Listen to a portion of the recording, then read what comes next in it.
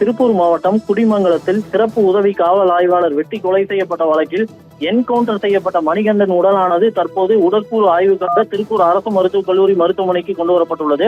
திருப்பூர் மாவட்டம் குடிமங்கலம் காவல் நிலையம் காவல் உதவியாளராக பணியாற்றி வந்த சண்முகவேல் நேற்று முன்தினம் இரவு பணியில் இருந்தபோது காவல் கட்டுப்பாட்டு அறைக்கு வந்த தகவலின் பேரில் குடிமங்கலம் பகுதியில் உள்ள தோட்டத்தில் அரிவாளுடன் சண்டையிட்டுக் கொண்டிருந்த தந்தை மற்றும் மகனை தடுக்க முற்பட்ட போது சிறப்பு உதவி ஆய்வாளர் சண்முகவேலை வெட்டி கொலை செய்துவிட்டு தந்தை மூர்த்தி மற்றும் இவரது 2 மகன்களான தங்கபாண்டியன் மற்றும் மணிகண்டன் ஆகிய 3 பேரும் தலைமறைவாகி இருந்தனர்.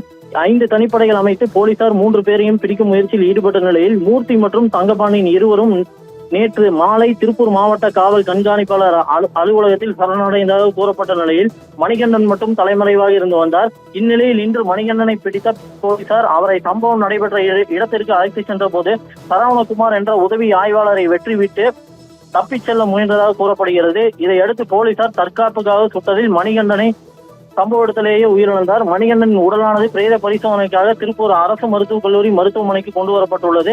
இங்கு பிரேத பரிசோதனை முடிக்கப்பட்டு மணிகண்டனின் உறவினர்களிடம் அவரது உடலானது ஒப்படைக்கப்பட்டுள்ளது.